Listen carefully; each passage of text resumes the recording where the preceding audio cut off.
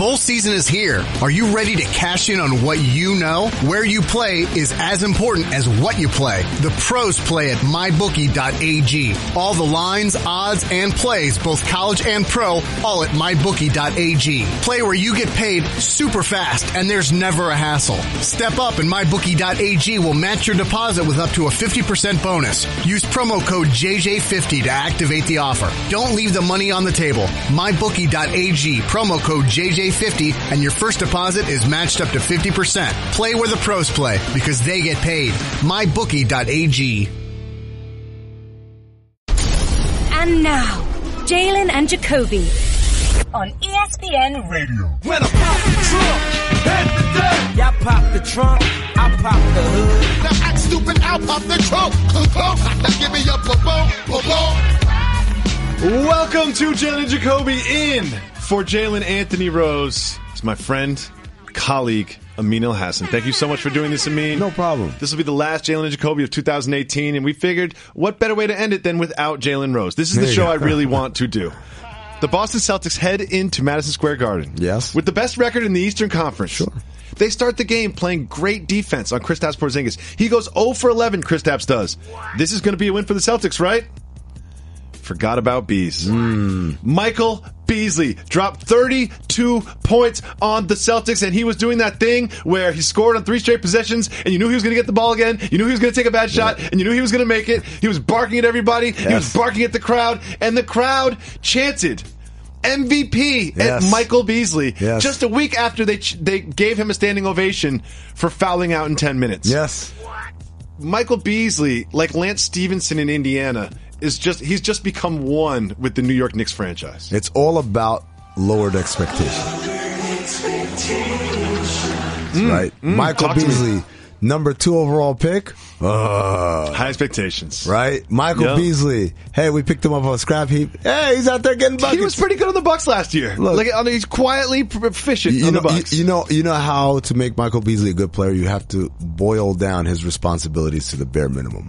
Just get the ball and score? Yes. Don't expect defense. Don't expect making other people better, the extra pass. Who do I cover, Coach? The worst player on the floor, not in your uniform. That's who, Bees. That's who you cover. And covering him is just being in his general vicinity. Yeah. Don't get a defensive 3 seconds. That's all we ask of you. Look, so much like Lance Stevenson, I want $60 million from Indiana. Indiana's like, heck no. Lance Stevenson, I'm here for pennies on the dollar. I love you. Well, the thing about Lance Stevenson, I love Lance Stevenson, is Larry Bird quietly gave him the presidential pardon before you leave office thing. Like, it was like the last deal that Larry Bird did, and he was just like, we'll give him a 2-year deal. And everyone's like, no big deal. Larry's in charge. And then he's like, oh, by the way, I'm resigning. It's like, oh, okay. Have fun with all that. The Celtics lost 2 in a row. You take anything from that? A little bit regression to the mean. I'm not saying, I obviously expect them to be either 1 or 2 in the conference when it's all said and done, but I also don't expect them to be elite, in the same breath as the Rockets and the Warriors, or even, the Spurs, really. So I think they're coming back down to earth, but earth for them is still a very lofty place. Well, you mentioned the Rockets, and Daryl Morey, who is one of my favorite general managers in the league, he declared that finally getting past the reigning NBA championships is what he's obsessed with. He said, quote, I think I'm not supposed to say that, but we're basically obsessed with how do we beat the Warriors. He said that on Ryan Russillo's show on ESPN Radio. I mean, could this be the year? Could this be the year that the Rockets beat the Warriors? Could it be? Sure. Anything could Will happen. This be the year that the Rockets beat the Warriors? Probably not. And here's why. My buddy Brian Windhurst says this all the time. Shout out. Margin of error, right? Great teams have a larger margin of error than not so great teams, right? Not so great teams need everything to go right, and then they can win. Great teams, I can have a couple of things go wrong and still end up winning. The Warriors have the largest margin of error in the history of the game. They can have a lot of things go wrong and still win. You mean like have Zaza out, Nick Young out, Steph out, and Draymond Green out, and still go on a win streak? Exactly, right? But everyone's got an end of that margin, as do the Warriors. They won 73 games and were unstoppable, but if you have Steph pull a groin slipping on a wet spot, and you have Draymond suspended, and you have Bogut miss a couple of games for injury, and you have Andre Iguodala pull his back, and you have Harrison Barnes play the worst 7 games in basketball history, and you have LeBron James having the greatest defensive play in the history of the game, and you have Kyrie Irving hitting one of the most clutch shots in the NBA Finals history, and then you have Kevin Love stopping Steph Curry one-on-one. Yes. If all of those stars and moons and planets align, next thing you know, you have the Cavaliers in Vegas partying. Exactly. And so when you say, could the Rockets unseat the Warriors? Absolutely. It's going to take maybe not that many factors to happen, but that level of kind of, wow, we had a lot of things break our way, and when it happened, we were good enough to take advantage, because that's the other part of the equation. Do you appreciate Daryl Morey's honesty and transparency in this? Because a lot of GMs would say, we're focused on our team, and we're just trying to build the best team to compete. When you're in their position, you have to be obsessed with the Warriors. Because we're not talking about the Sixers, we're not talking about the Knicks, we're not talking about even the Timberwolves. Hey, we're just trying to get better every day, da-da-da. These guys are in it to win a championship right now, right? Cavs are the same way. You think the Cavs aren't obsessed with the Warriors? You think LeBron's not obsessed with the Warriors? Of course they are. Because that's who you gotta beat. To be the man, you gotta beat the man. There you go. LeBron is obsessed with the Warriors. Also, weirdly obsessed with getting something for his daughter during a National Basketball Association. Hi, Mama. It's time to play the man. You want candy? You Pose. You got candy on you? You got candy on you? Get after my daughter. A couple things about this.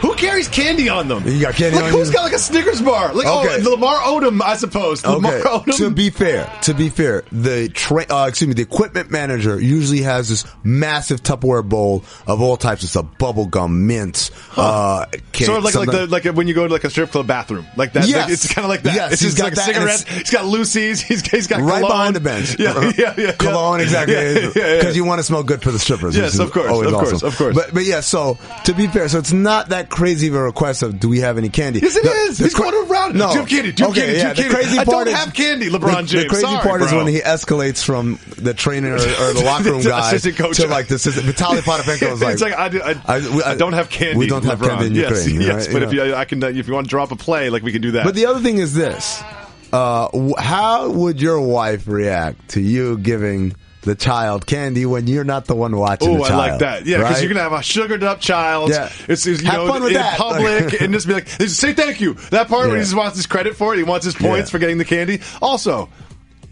something tells me that they have decent seats.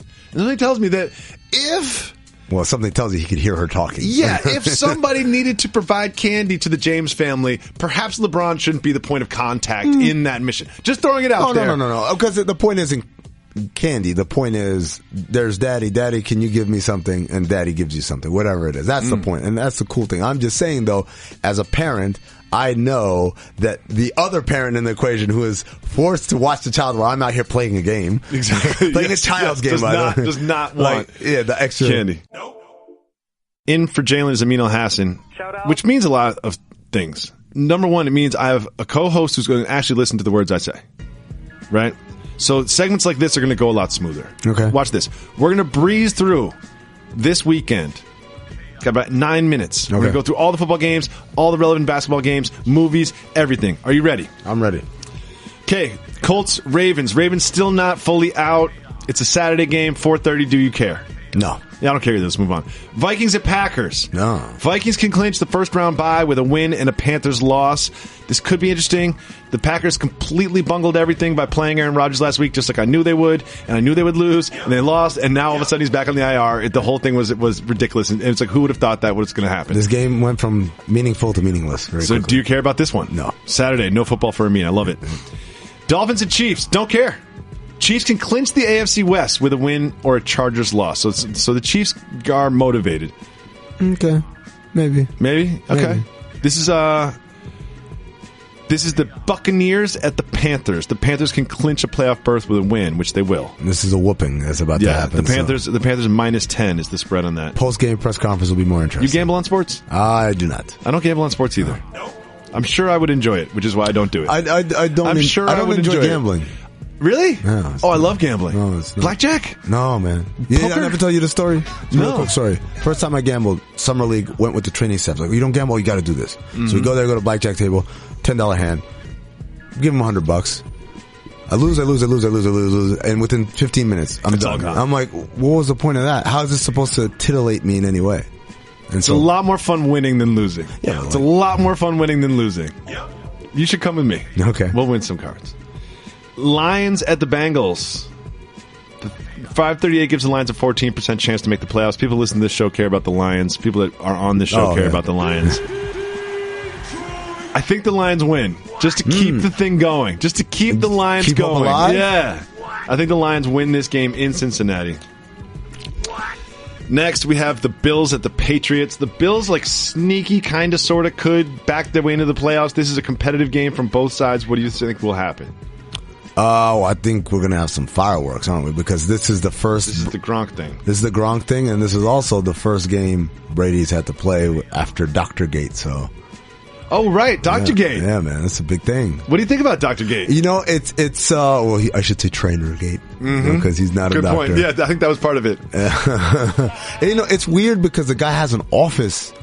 Like, we've had outside team employees come and work with guys. You know, Steve Nash had his guy, Rick, I don't remember Rick's last name, but would come from Canada once every couple of months and help him and stuff. But to have an office, an actual office in the facility. Key card. Right? Like, that goes beyond flying on a plane, man. This dude has an office. That's kind of an extension. He's got to be listed on the phone list. Yeah, exactly. You know, it's right? like he's in the coffee room. Like, he's around. He basically works for the team.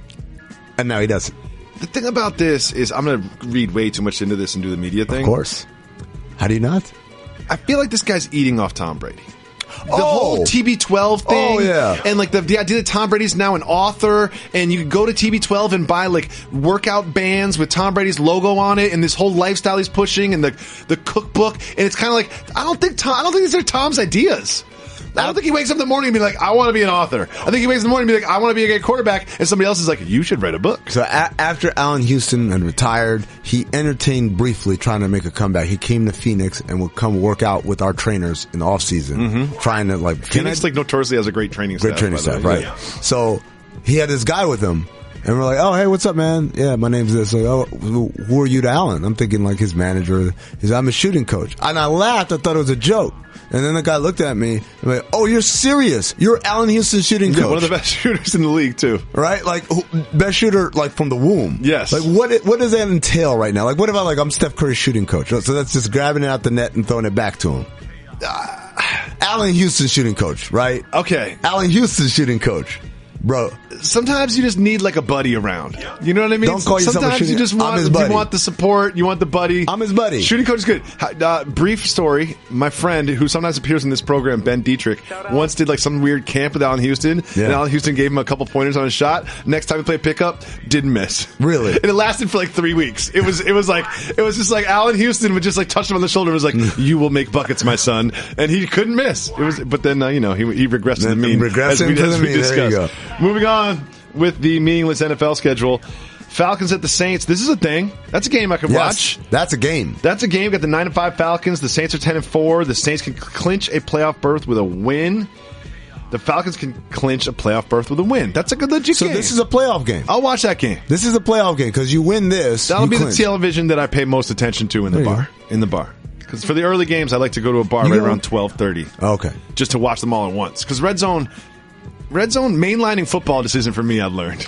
But Red Zone kind of cuts out the parts of the game that you don't really care about. Of course, but I've noticed, you ever read a book and you're like, I read the last 4 pages, but they didn't get into my brain? Exactly. That's what happens to me with Red Zone. If I could sit there in front of Red Zone for 45 minutes, not say a word, just watching the screen, and someone walks in the room and says, what's happening in football today? I'd be like, a lot of touchdowns, a lot of different colors, but I don't really know. It was entertaining. Yeah. I liked it. We have the Chargers at the Jets. Chargers, it was fun, Chargers, but you're 7-7. You think so? You think this is... I think they're still alive, man. I don't know. Phillip Rivers has one last drive in him. I don't think so. No? I really don't. I think they'll beat the Jets, but I think that it's not going to work out for them. The Rams can clinch by beating the Titans. The Titans can clinch a playoff berth with a win and a Buffalo or a Ravens loss. That's a bit of a game. Yeah, that's a game. Some stakes. That's some stakes. Rams can be 11-4 at the end of this week. How about that, man? Because I jump on bandwagons. I'm not like a real fan. Especially the local. I'm a bandwagon jumper. Got to. Oh, yeah. I jumped right on the Rams bandwagon early. Early. Late games. Jaguars are going to beat the 49ers. No one cares. The Seahawks at the Cowboys is interesting. They're both 8-6. Zeke returns. Wait, hold on. Jaguars and Niners. I don't think we should gloss over that.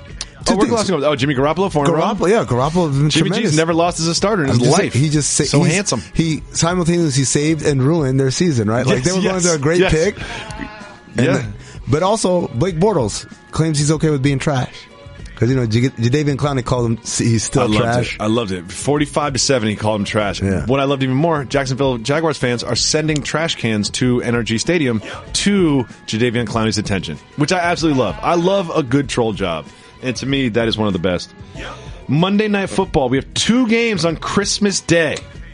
Yeah. See, here's the thing. I got a problem with this. NFL, I know this is weird. NFL. Because this is NFL, a partner. This is our product. NFL, there's no games. We don't put games on Thursday. Yeah, we don't put Thanksgiving. You don't see a lot of basketball games. There's a reason for that. Back the hell up. Somewhere Adam Silver's like, get off my corner. This is my corner. We do the Christmas thing. Yeah. Christmas is an NBA holiday. It's an NBA holiday. I might just not watch these games on the strength.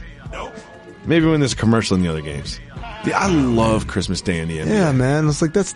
Maybe we'll do that for a segment. Let's look at the Christmas Day schedule. Yeah. In the National Basketball Association, and we'll go through those.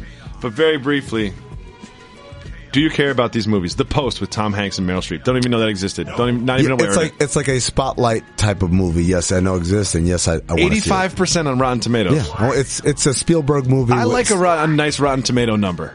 I'm like, all right, now, a lot of people saw this, and they co-signed it, so I'll go see it. Yeah. When you have 3 kids, I'm not going to the opening night. No. You know what I mean? Like, enough people need to come back to me and say, this is worth the date night. When Mad Max came out, everyone came back and said, this is a great movie, you will love it.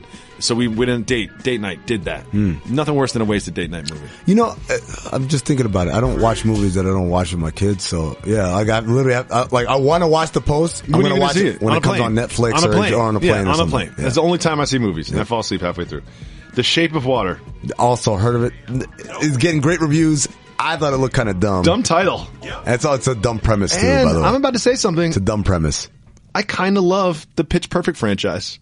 I love the Pitch Perfect movies. I love the Step Up movies. Cultural. I love the Step Up movies. Step Up's not cultural. Cultural. Pitch Perfect is cultural. Pitch Perfect is definitely cultural. Thank you, Reg, by the way. My wife doesn't even like Pitch Perfect. Del Strawberry, Mets legend, went on Dr. Oz. Dr. Oz asked him about his sex addiction and his practice of having sex before, after, and during baseball games. Let's listen. Yeah, it was a pretty crazy lifestyle, in the middle of games, I would go between innings and stuff like that and run back and, have a little party going on. And, I thought it was pretty cool. I mean, that's just the addiction. So he would apparently point out potential sex partners in the crowd and then meet them in the clubhouse. I have so many questions about the logistics of this.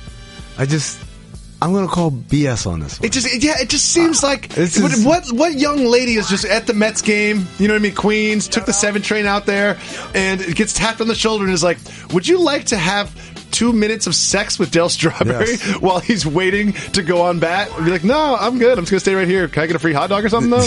Yeah.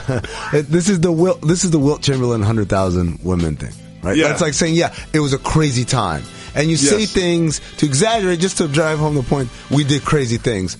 But not every crazy thing. Now, by the way, this wouldn't be the first time we've heard of professional athletes having sex in the locker room area on a game day. But usually, that's post-game, right? Have you ever heard of that in the National Basketball Association? Yes. Are you willing to name names right now? I don't think this is even a secret. The idea is that the forum had a room. Really? Yes. The Lakers Showtime Forum. Yes, they had a room. Showtime wasn't just on the court. Yes, for Showtime that extended after the final buzzer. Somewhere there's a guy named Kevin who had to clean that room. Oh. You know what I mean? And Kevin came home every night so mad. He was so mad. What did they draft him from Times Square? Kevin? Yeah. Perhaps. Like perhaps Kevin got some tips. Yeah. Perhaps Kevin got some tips. Let's move on before we get fired. Yeah. It's the holiday season. Mm-hmm. People are giving, and people get things for their colleagues. I've made it very clear that I was not getting anything for my colleagues, so they do not need to get me anything. There you go. Reciprocity. They did guilt me into buying them lunch today, which is fine. That's fine. That's easy. No thought in that. John Wall doesn't have this policy. John Wall gave his teammates $40,000 Rolexes. John Wall can afford it. I can imagine that he got a discount. But if these were at face value, that's $640,000 of Rolexes for the teammates. Is that too much? Point guard. Is that too much? He's a giver. He's distributing? He's taking care of his guys, man. Here's the thing. Happiness is a function of expectations. Mm-hmm. And I just feel like he's setting the expectations too high for next year. Right. Next year. Because next year, Kelly Ouber's be like, I wonder what John's going to get us this year. You get a $25 Target gift card. I wonder what John's going to get us this year. Same, and then he comes back with like, hey, I got you a Starbucks gold card. You can use this in the app. Plug it in. It'll be fine. It's funny, man. Much like you bought lunch, and there's nothing wrong with that, but it's because lunch is, it's pennies. It's not a big deal. Jacoby household. Something I can do. For him, I think it's the same thing. No, it's not. $640,000 is not, no. That's a large home. $649 is a large home with like a pool. Where? In the suburbs. Not in DC. In the suburbs, you can have a lawn that you need a ride-on lawnmower, a pool, and you can have a basketball sport court for $640,000. Now you're talking about... You're like an hour outside the city. Yeah, you're an hour outside the city. You're like by the airport. Manassas or something. Yeah, the planes come down and almost land on your sport court. But still. I think that's way too much. That's way too much to give. It is a little Kristaps Porzingis gift for his teammates. Timberland boots. Little customized Timberland boots. It's embracing New York City. It's about a $90, $100 value. It's perfect right down the middle. Hey, he's signing down the middle. He's signing an Adidas deal, man. The least he could do is get some Yeezys or some hard to obtain stuff. I guess so. Don't get me some. You know what's annoying about that is he had to go around and get everyone's size. That's the thing. No, that's annoying. No, you don't. The trainer has that. Equipment manager's got it all. So. It's a really good point. Yeah. The day starts early in the morning for us on the West Coast, 9 a.m. Kids are done opening presents, playing with their toys. I finally get to sneak off into my bedroom, close the door behind me, maybe even lock it. You get privacy during the day? Yeah, because the toys take up the kids, And then there's aunties to take up the wife. Yeah. And then I sneak off into my sports chamber, and I will be watching the 76ers and the Knicks. The Knicks are 17-14, the 76ers 14-17. We spoke about it earlier. It was so much fun talking about the bright future of the 76ers until they started losing and losing and losing again. What do you expect to see from this contest for what could be a battle for the 8th seed in the Eastern Conference? I think it's going to be a fun game. Okay. You got some fun players here. You got Embiid's playing, right? I think he is. We hope. I think he is. He's questionable, I believe. But Porzingis, Beasley, because remember, this is going to be a home game, so the Garden crowd is already crowd's already getting bees ready. Simmons, I mean, this is going to be a fun. This is like a fun, like it's nice that that's also the first game of the day because, like, hey, in a few years, this would be this could be a thing. Yeah, it could be a thing. So the noon start in the Madison Square Garden is never a very lively event. It's one thing I've learned about. Maybe Christmas will change that because people will be up and kind of like done with the tree and taking their kids to the game and such. But I've been to so many Sunday like 1 o'clock games in the Garden where I'm just like, is anybody else here? Yeah. Like even the players seem kind of sluggish. It just kind of throws things off. Yes. And we have to admit that like NBA players are creatures of habit. Mm-hmm. Like in the NFL, they have very structured weeks. But like NBA players are not used to starting at noon, especially on the East Coast. And that could affect the quality of this game. Yeah, I mean, it's a weird feeling even working for the team. I didn't like early games. I had coworkers who loved it because like then we get to go home early. Sure. But I just never felt that trade-off because whenever I come home from a game, I'm so drained emotionally. It's not like I have the whole rest of the day to do stuff. Let's go get some dinner reservations and hang out. I'm shut down pretty much by the end of the game. So I can feel why it'd be sluggish, but I think being the Christmas game, it's kind of marquee. It's a little different, a little extra. So, the Knicks are better than they were last year. Yes. That's a fact. Yes. And they've got Enes Kanter instead of Carmelo Anthony, which is basically what it boils down to. Right. How are they better? Like, I watched this team and like they're a winning team in the Eastern Conference, which is a weaker conference, but there's a lot of Kyle O'Quinn. There's a lot of Jarrett Jack. Right. It's not just like Hardaway Jr. and Kristaps Porzingis. Right. So it's part of it is, first of all, defensively, they're way better than they were a year ago. Good point. And, obviously Enes Kanter isn't anyone's idea of Bill Russell. No.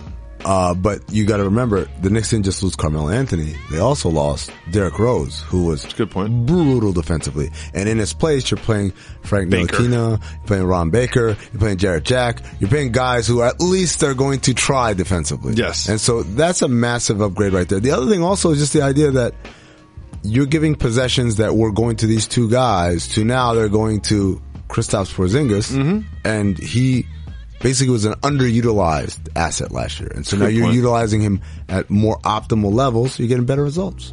Yeah, I quietly, Frank Ntilikina. Yeah. Jumping out of the box. But I don't I think his career high is 13 points. Yeah, no, but that's not.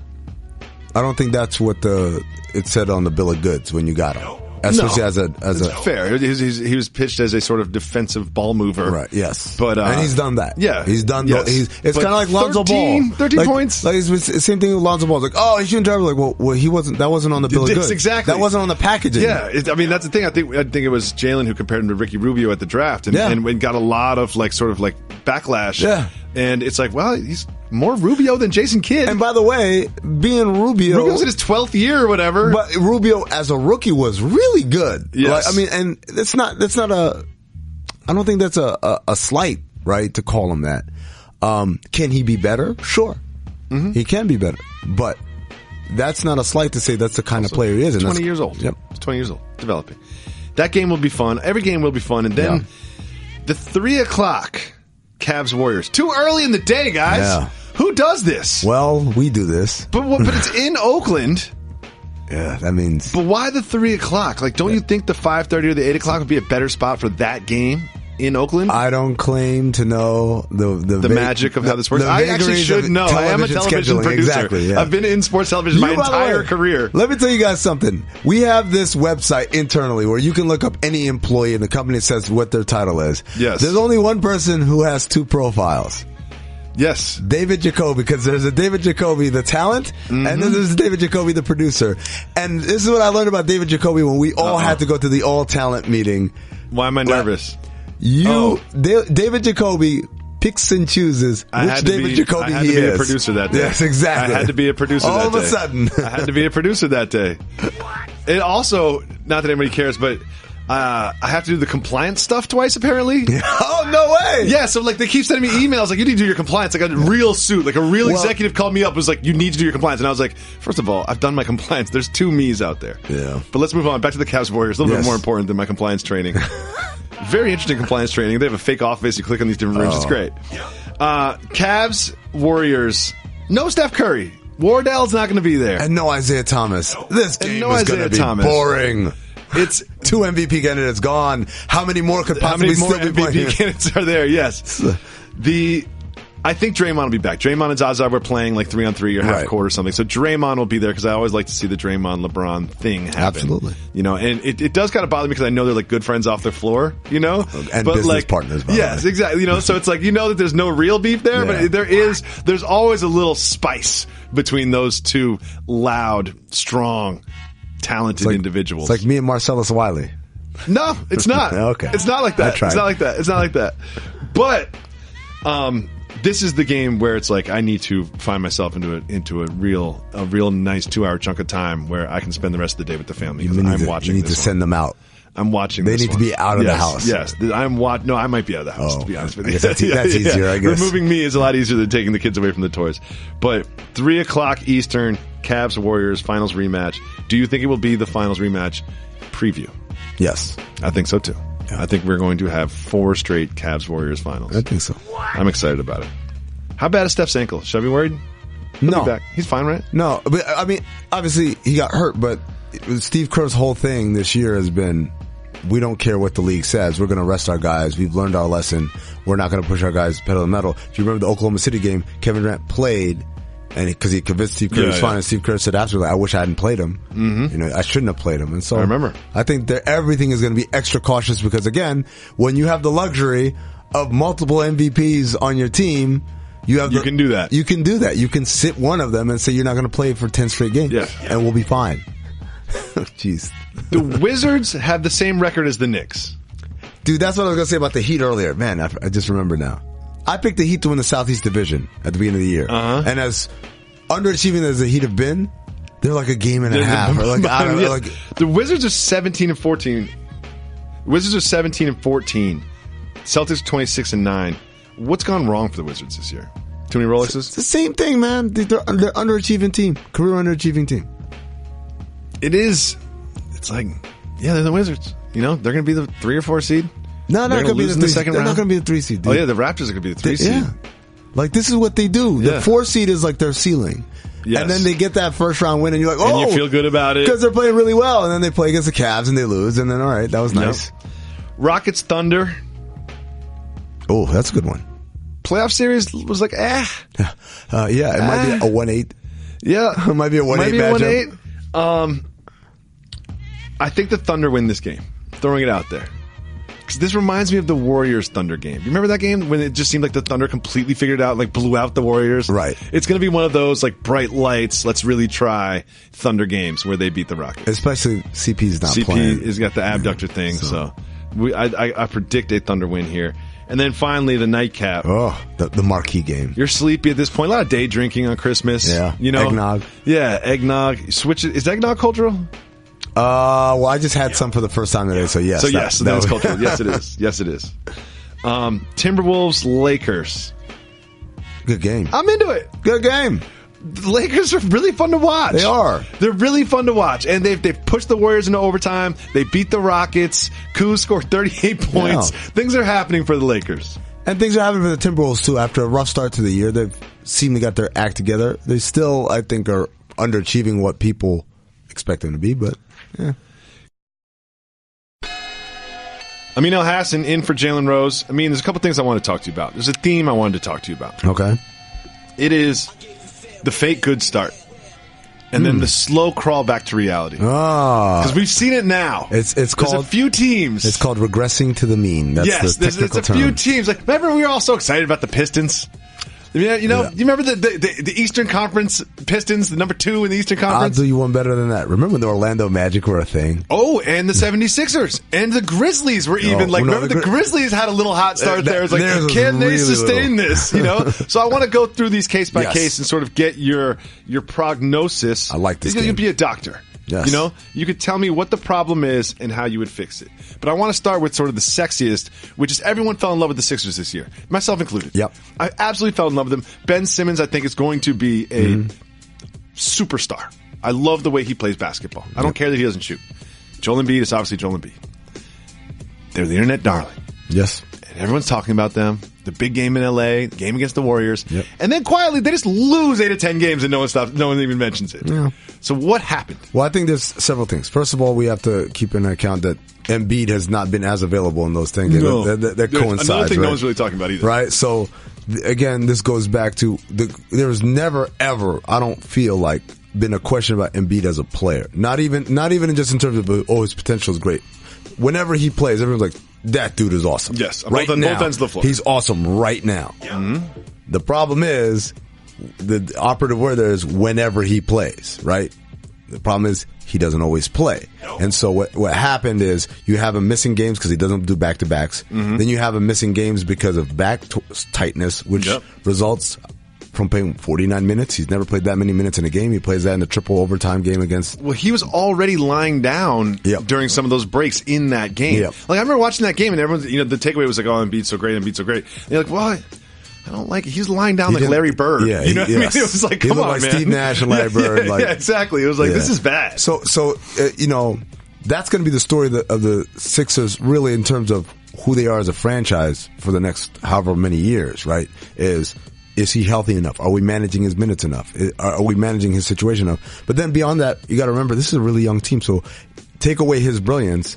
Even though Simmons is awesome, this guy's still a rookie. There are a lot of young players on this team, so this is their first time at the rodeo. This is the first time playing meaningful games in December. Well, you make a good point about like the next few years are going to be about how available is Embiid. Yep. But like, let's not overlook this, which is being overlooked. They have the number 1 pick in the draft on their team not playing because of a shoulder thing, which is sort of like surrounded in secrecy. Yes. Like, why is Markelle Fultz not playing NBA basketball? Because he's got this condition. And apparently, so the way it was described to me was, it's really weird. There are some things he can do. So range of motion wise, he can raise his arm up from the side of his body to all the way up in that sky. No problem. But to stop midway, that's an issue. So it's kind of really weird. It's not, it's like a little stabilizer muscle that's in there. That's all screwy. So, the other thing is when you think about the Sixers and what's happened with their program, they've kind of got it used to having the redshirt freshman, right? Yep. And they actually kind of value the redshirt freshman. I love the redshirt, right? Because now you're coming in like Ben Simmons. Everyone's like, he's rookie of the year. Like, relax. He's not a rookie. He's a rookie. We disagree on this one. He's not a rookie. He's a rookie. He's gone, like, I would say 70% of this toughness of being a rookie just in the NBA is all the other stuff. It's not the basketball. It's the scheduling. It's the travel. It's the, I'm by myself for the first time with unlimited money and no one to say lights out or also in like homework. a hotel room. Yeah. Yeah. The travel, the diet, the schedule, the prep, and the per diem, scouting, and the per diem. They give you that. $1,000 in cash in an envelope at the start of a trip. Like you've never had that before, right, in your life, and now this is the norm, right? And so that's the huge adjustment. Even practice habits, how to watch film, how to identify plays. Generic NBA says, I can't tell you how many guys we draft or have in a summer league who've never heard of floppy before, who've never heard of pin down actions, or like the terminology to them is foreign. So a lot of being a rookie is that adjustment. And then obviously you're actually playing against the best players in the world. Yeah, sure. So when you give a guy a year to watch all this stuff up close, to be exposed to the work ethic and how you're supposed to carry yourself as a professional. I don't mean like, then you sign the autographs here. I'm talking about get up in the morning, go to the training table, come back, watch some film, get some shots up, go to practice, get some more shots up. Like that whole rhythm and routine to master that, dude, he's got a huge advantage over everybody else. And then obviously he's a great player.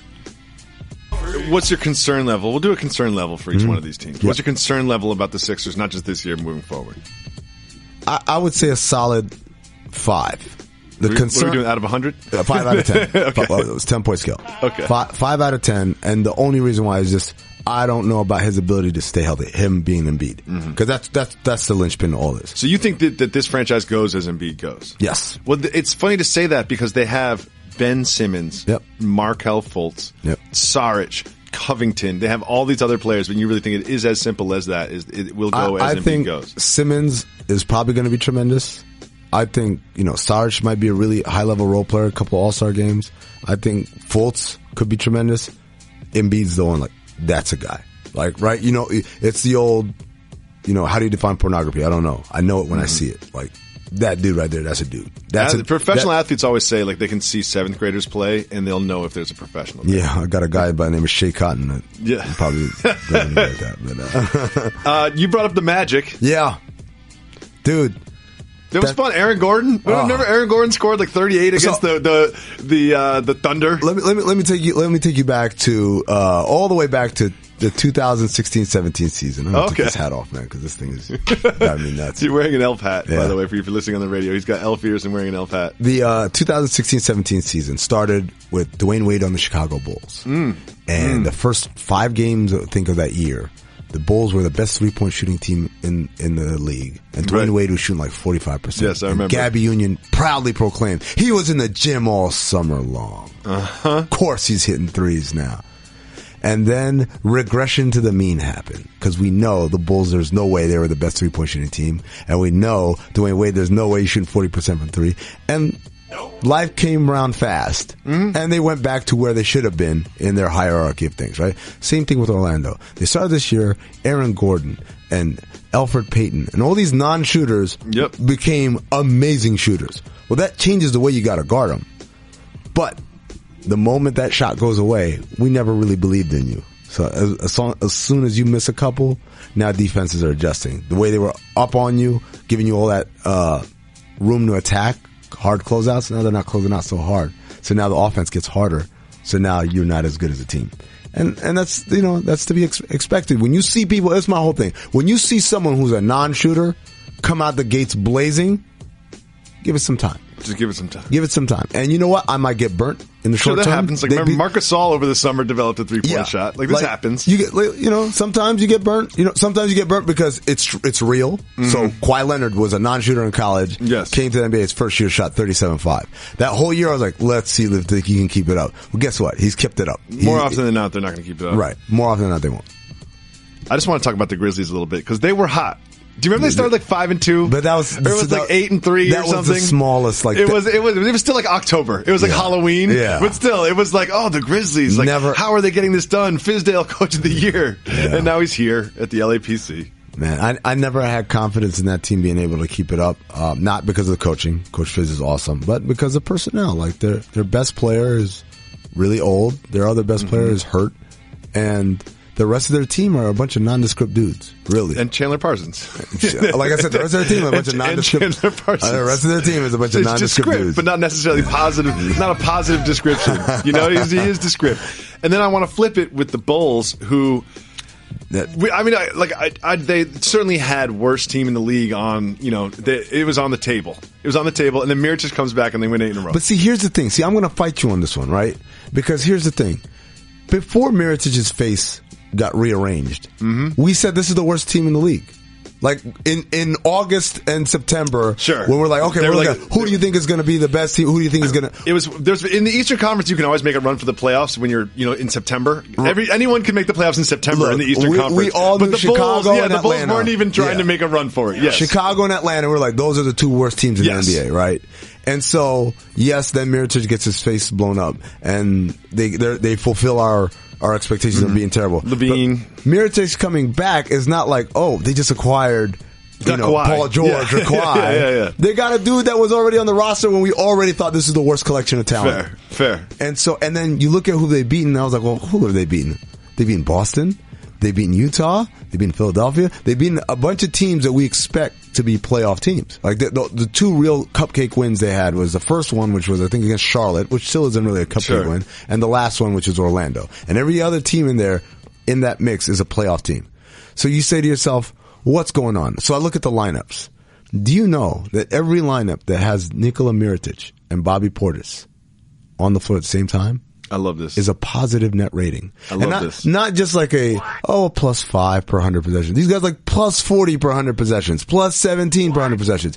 Is it small sample size theater? Yes. Here's what I want to see as a television producer. I want to see a parody video of Bobby Portis and Nikola Mirotic doing the Magic Johnson Isaiah Thomas thing.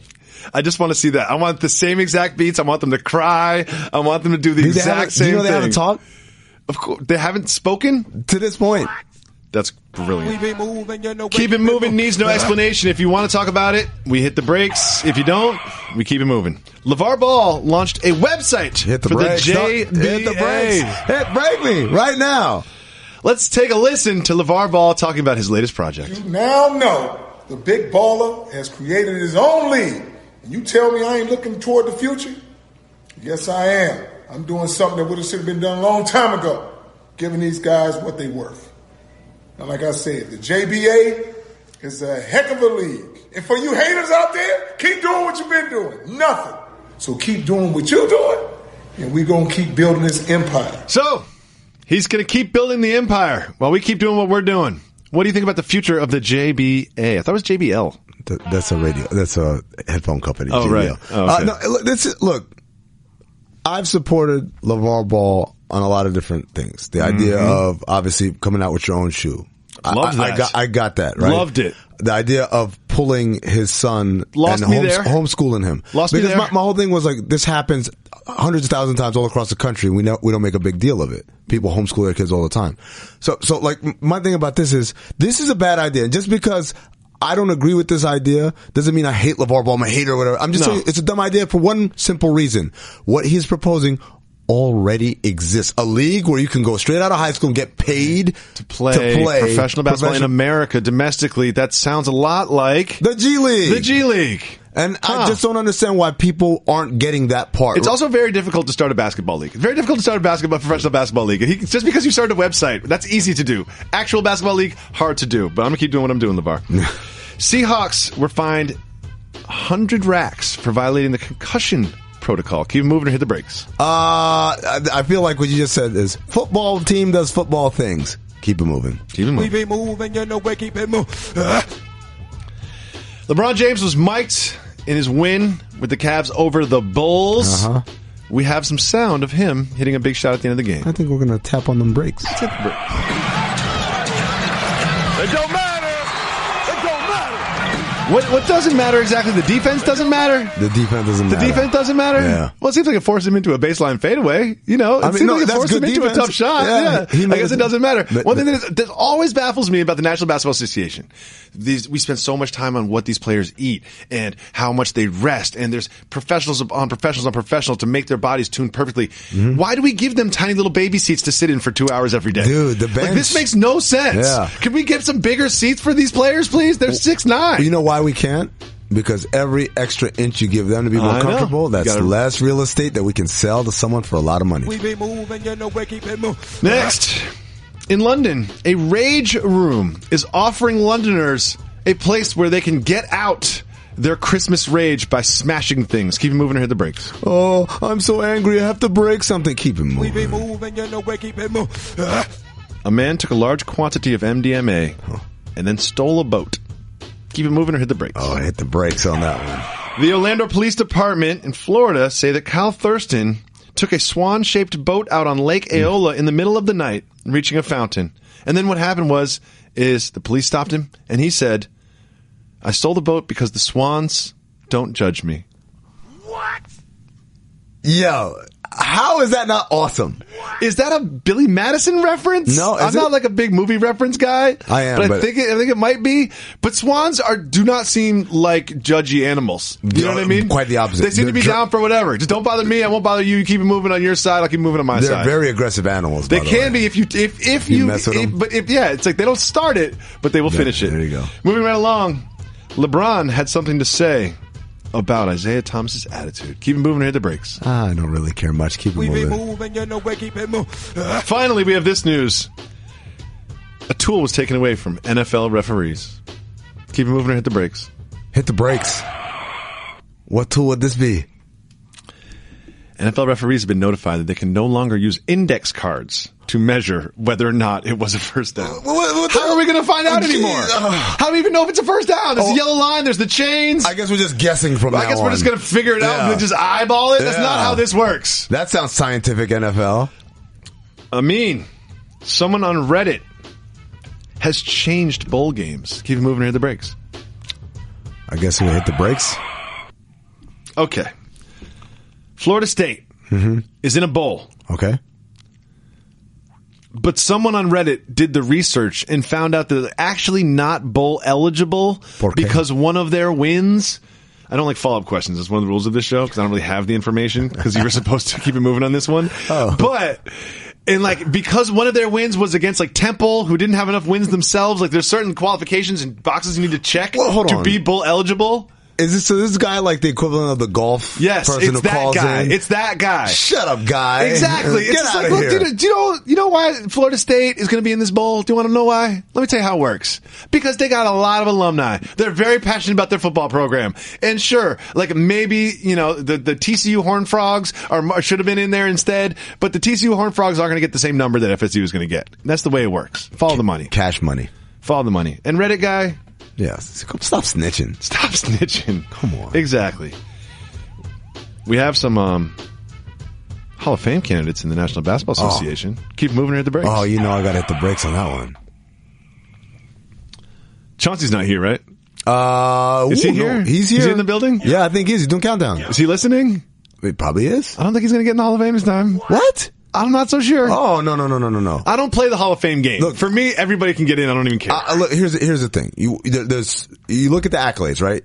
Mm-hmm. And he's not only a champion and a finals MVP, but also, I think it's 5 or 6 time All-Star and also a gold medal on the World Championship team. Remember, that counts. It's the Basketball Hall of Fame, not the NBA Hall of Fame. So then, when you look at his numbers, basketball-reference.com does a great thing. It's called the Hall of Fame probability meter. It just looks at your NBA numbers and say, based on everyone else in there, he's got an 85% chance to be a Hall of Famer based on his numbers alone. What about Rip? Rip might be tough on the first game. Even though, remember, he won a championship in college. He's 1999 most outstanding player of the NCAA tournament. College championship is something. It counts. It's something. But I think he's a little less. Was he ever the first option on a team that he played on? No. I mean, you could argue probably Detroit. He was. No. He led them in scoring. Yeah. That's fair. So. That's fair. That's fair, but they had like But Sean Prince and Ben Wallace, and it was an egalitarian. It was very system. much a system. It wasn't like we're going to give the ball to Rip and get out of the way. Rip might be tough. Rip on the first try. We know Jason Kidd's in. We know Steve Nash is in. We know Ray Allen's in. We know Grant Hill's in. So a lot of people always question me like, really? I'm like, yeah, man. When you see the whole resume, yeah. I think that's fair. Yeah. I want Chauncey to be in just because he works here. Here's the thing. There's some guys who didn't make it on the first go. Ben Wallace, specifically. You think Ben Wallace gets in? No. Why not? Because he's Ben Wallace. Dennis Rodman got in. Dikembe Mutombo got in. Ben Wallace doesn't get in? No. You don't think so? No. It's a guy who first of all, as an undersized player, score. So it's the Hall of scoring. Oh, okay. Yeah. Oh. Yeah. You know what? It's true. Look, Jacoby, you're right. As the saying goes, scoring wins championship. Yeah. Oh, I mean, scoring wins championships. I don't know. It does. It really does. I feel like Ben Wallace was elite impact on the game for 3 years. For more than 3 years. This guy was one of the best defensive player in the league for like 3 years. No, more than 3 years, man. 3 years. More than 3 years. You're shortchanging the guy. Guy was dominant. I realize when it comes to Hall of Fame conversations, I become very negative. I become very negative. And exemplifies everything that we say, what we teach kids. This is how you play the game the right way. He does it the right way. Like, you didn't get enough buckets. Come on, man. We have one simple motto that we try to live by on this program.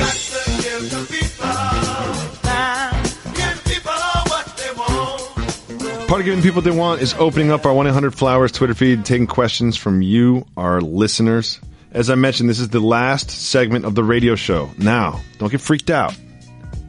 Jalen and I will still be recording our weird brand of content every single weekday until we get fired or canceled. Starting first week of January 3rd, we're back. And then we will never give up our spot, and we will always give you a dope pod to step to. We will just no longer be airing on ESPN Radio between 7 and 9. But we have some very big things planned that we will announce that first week of January. Also, very fitting that you're here and Jalen's not here. You know what I mean?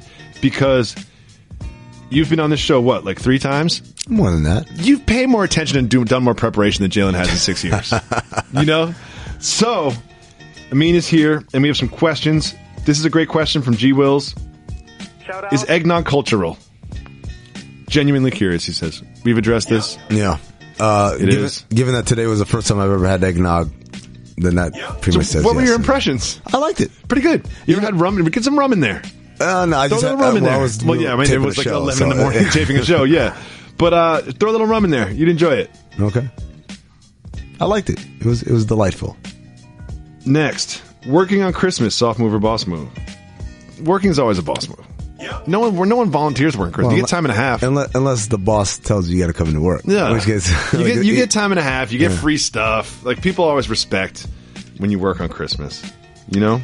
I had like a 3-year span where I worked every single day of the year. I didn't have a single day off. Like 3 straight years. No, 3 straight years, dude. I'm not saying every day was a 9 to 5 day. I'm saying I went into work every single day. We've all had those work days. I've had work days where I just surfed the internet, ate lunch, surfed the internet, and went home. That's work, though. You know, that's not work. You came into work. That's not work. Into work. No, that's not. I've had work days where it's like 4:30, then I've just been like, I didn't accomplish anything today.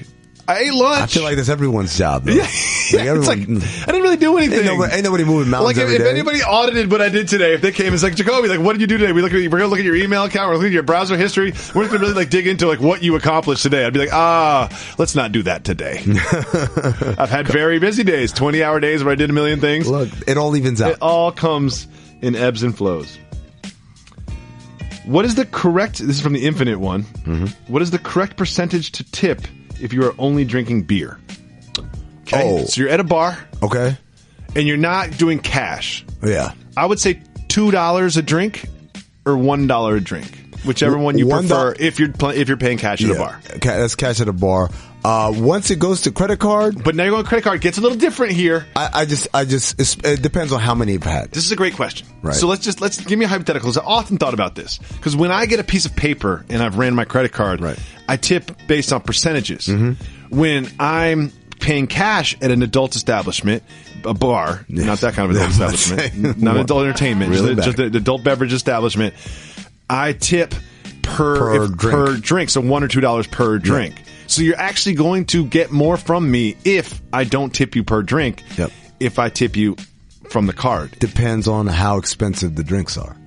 Okay. So beers is a great question. Let's say they're $6 beers. Yeah, $6 beers. You've had 4. If you give them $2 on the $6 in cash, that's 33%. That's actually a really good tip. Exactly. But if it's $24, I might just give you $6 tip. Yeah. See, that's what I'm saying. And that's going to get you to 30. Yeah. That's going to get you to 30. How much have I had? It comes down to that. I've always wondered, as a bartender, do you get the cash from the credit card tips right there and go home with it? No, it's weird. It depends on the place. I think it kind of like, and they can also like pool it together. I don't like it when they pool tips. The pool tips thing, I feel like you're subsidizing some people who weren't really good at their service. I tip less if I know you're pooling tips. Really? It's the same way, like when I tip less because I'm like, if I'll slide somebody $20 if they gave me like a free drink and like really hooked me up and were really nice. I'll be like, here's $20. But instead, I'm like, here's $20, and he's like, okay, he or she is like, I'll put that in this big bucket, and then we'll all divvy it up. And ended up giving a $2.10 tip to Here's the thing, 8 people. You are right now. My math is bad. Exhibiting tremendous privilege. Because you just said for great service, but you figure out they're pulling the tips, you'll tip less. I don't have that privilege. I can't tip less. The only time I can tip less is when the service was tremendously awful. Well, I'm a great tipper. I know. Generally. But if you were to not be a great tipper for one day of your life, it's fine.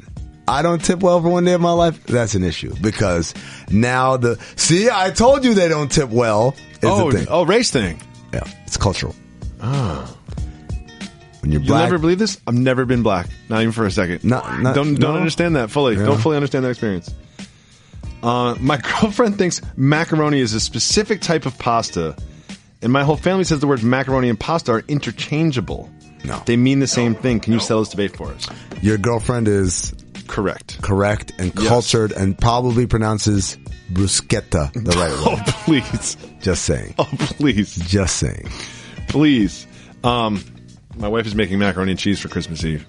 More excited for that than any present that I could possibly get. I mean, she doesn't like mix flour and egg to make the pasta, but yes, she makes the best mac and cheese I've ever had. Really? She doesn't listen to the show, so I don't have to like kiss up to her or anything. Yeah, she never listens to the show, so she will not hear this. Yeah. We call it crack and cheese. She uses 6 different cheeses. There's all kinds of secret. There's like mustard in there. How many kinds of cracker in there? There's celery juice or something. No, it's like a celery soup thing. Dude, don't be skeptical about this. Yeah. Don't be skeptical about this. It is so good. Can you save some and bring some in? No. Okay. I'm not saving any, bringing any in. Can I get an invite? Are you going to be here? I'll be here Christmas night. Oh, maybe they're not going to be leftover. Not from the crack and cheese. Definitely not from the crack and cheese. One more question from Twitter. This is from Travis. Working out on Christmas, soft move or boss move? We did that one. Working on Christmas, soft move or boss? Working out. Oh, working out. Working out on Christmas. No. I'll tell you what. You're coming on deaf ears here. I'll tell you what. I worked out on Thanksgiving. It was brilliant. Before or after? Before. Gives you a little bit of now I can just gorge myself on 4,000 calories. Reg, you think I'm going to lie about that? Reg, you think I'm going to lie about working on Christmas, Reg? Come on, Reg. It was yoga, but it was a workout. It was hot yoga. See, there it is. It was hot yoga. It all comes out. It was hot yoga. That's a workout. That's a workout. No, so you sit with your leg up in there. Great job. Way to really strain yourself. All right, you come to this yoga class. We'll see if you make it through the 60 minutes. We'll see what happens. We'll see what happens. I think working on a Christmas is a boss move. Anytime you know you're about to really just treat your body poorly, treat your body well beforehand. No, I just treat my body how I want it to be treated. If you call 985-80-JALEN, you can leave us voicemails. If you leave us voicemails, we'll play them on the show. That was the last show, though. This is the last show. Good point.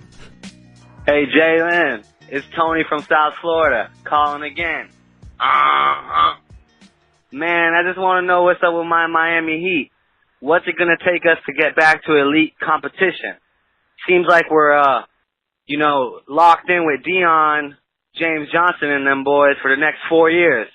What's it going to take? Maybe a trade? Maybe letting go of Dragic? Whiteside? Hey, let me know. Give the people what they want. Shout out Reg. Shout out Jacoby. Thank you for the call, Tony. The Heat are one of those teams where you don't talk about being bad and you don't talk about being good. You don't really talk about them that much. Let me just start with one thing. First of all, the guy's been in the league 10 years. This is his 10th year. Who, Tony from South Florida? Dragic. Oh, Dragic. Dragic, Yes, like yes, dragon, yes. but with an itch at the end. I understand. You're It's hard. 10. We're still going to. But Vladi Divac, remember that? Again, I never understood that one. Yeah. It's Divac. Like it's Divac. I don't know why. I think it was a different era. For Vladi's time, it was just like whatever it looks like. We're we going have to the say internet that. now, so Yes. this one can't. Dragic. He's not a rookie. It's Dragic. Yeah. So, Miami was a team that was constructed to be successful only when they wildly overachieve because the fist is mightier than five fingers, right? This isn't a team of stars, right? I do remember someone constructed and inhabited Heat Island. I did. I do remember that. Yes, I do remember that. Yeah. It was like one of those Netherlands places where you just you can drudge all the land together to create an island. You know how they do that? I think they do that in the Netherlands. Yeah, they do that in Dubai a lot. Yeah, you did also. that off of Florida. Yeah. And you constructed it and you built Heat Island. Yeah. So Tony's calling because he's a Heat fan. So let's be positive about the Heat. What do they have? Well, this is what they have, right? So this is, and I'm going to sound like a total shill here, but their slogan is culture. Uh-huh. And that's not just a slogan like "run with us" or whatever. We've all heard it, yeah. But like they're really about that life, right? Where you come to Miami, you either do it Pat Riley's way, the right way. The Pat Riley way. I don't know if it's right. There's a lot of different ways to do things, but you're going to do it their way, or you're not going to be here anymore, right? And to the point where Dwayne Wade is not there anymore because they're like, hey, if it doesn't fit the way what our culture wants, then even the greatest player in franchise history got to go, right? The biggest issue is, if you look at the person with the biggest drop off, it's Dion Waiters, Josh Richardson, Tyler Johnson. Those are three guys who, from last year to this year, aren't playing as well as Tyler Johnson's a good point too, because he was kind of playing over his skis last year. Right. It's one of those regression to the mean things. You're like, is Tyler Johnson the future of the league? Like, probably not, but he's kind of playing like it for the last few games. But I also don't think he's as bad as he was this year. So the truth is somewhere in the middle. And so, but the biggest one obviously is Dion Waiters, because this is a guy who led them in scoring, or was very close last year at the end of the season, and was pretty much their main offensive dynamo. Now he has an ankle issue that was not addressed in the offseason. He tried to address it with rest and rehab, and that didn't work. He needed surgery. He didn't get surgery, but now it's too late because now the season started, so you got to play on it. So he's just not who he was physically a year ago. But there's also a part of it where we have to say Dion Waiters was a guy who was 32% shooting threes, and then last year he shot like 39%. Is that the real Dion Waiters, or was that just probably a blip on the radar? So probably not, because now he's shooting back to 32%. Do you still look at the Heat as a free agency destination? Yes, because beyond the zip code, I think Pat Riley, like, his sales pitch is bulletproof. Like, people come here and they experience the best years of their life, their career. And it's not because of great sun and surf. It's because of our culture, and we get the most out of you. You're going to be in the best shape. You're going to be the most disciplined player.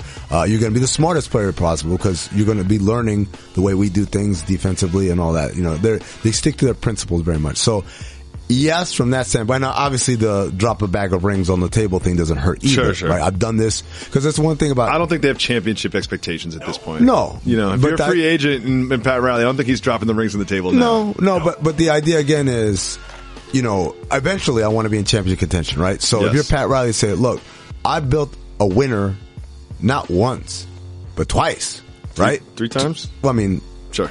But the different, I'm talking about take it from scratch and rebuild it up, right? Yes. They've done this, and they've said championship contender several times, right? Because you had Alonzo and Timmy, and then like that was falling apart. It's hard to say he built the Lakers. So it's very, I'm going Miami as an exec. He had Alonzo and Timmy, then that era ended, and they burned to the ground, and they came back with Dwayne Wade, a bunch of young guys, and then Shaq, and they won one, and then they burnt it to the ground, and then it was Dwayne Wade and some young guys, and they cleared out some cap space and brought LeBron, and they won it, and they burnt it to the ground, and so he's like, I do it over and over again. It's not just me riding Tim Duncan's coattails for 20 years, right? It's me doing over and over again. Those Popovich shots? No, I like it. I like it. He'd be the first one to say it, too. I don't think so. No? I don't think so. You don't think so? I don't think he would be the first one to say that. I don't think so. Maybe the second. I'm the first. I don't think he's going to say that, to be honest with you.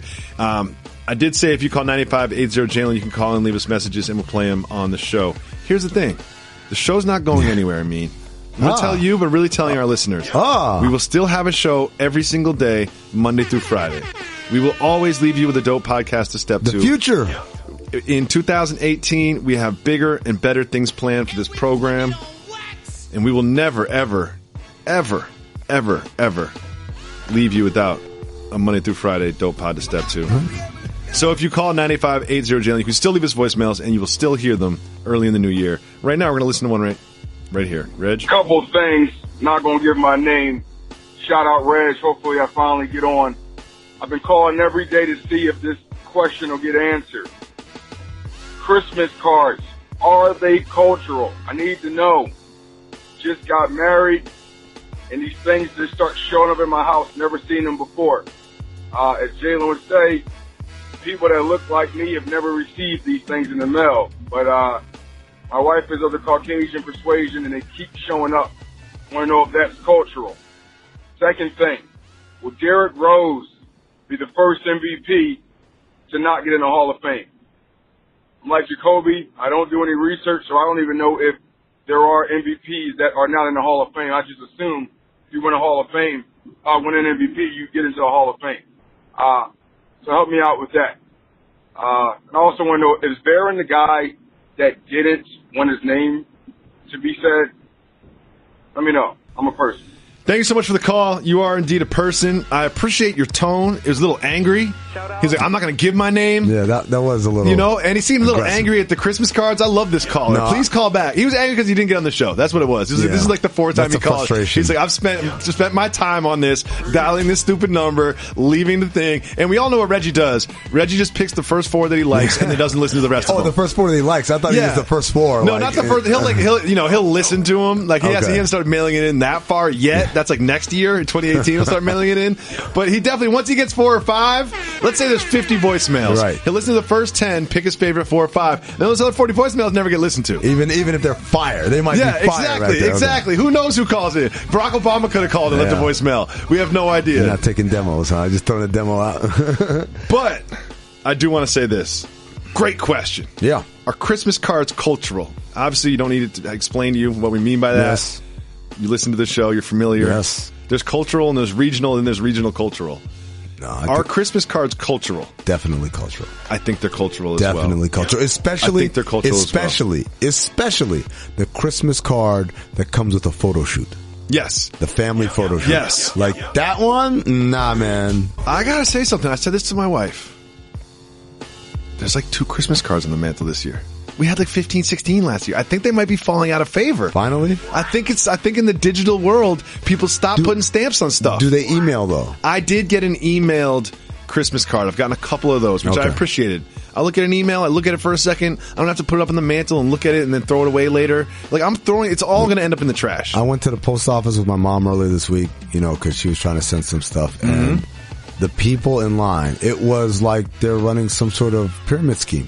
Like, just stacks and boxes, like legal boxes filled with just cards.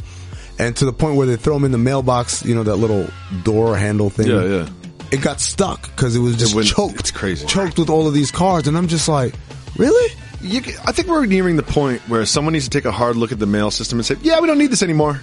What percentage of envelopes that come to your home are of value? Yeah. What percentage of envelopes that I actually care about and that aren't bills or bills? Something that you need, but bills you can get digitally as well. Yes, bills you get digitally. I would say, when you get a new credit card, that's one's good. Or get a replacement. The East Bay catalog, they used to be a big deal to me when I was 14. When I was 14, the East Bay catalog was everything. But one reason that we need the mail system, especially here in the United States of America, for Big Crown. Big Crown is one of our followers on Twitter. He's the greatest mail carrier of all time. And I can't live in a world where I get a bunch of extra mail, but we need to keep Big Crown employed.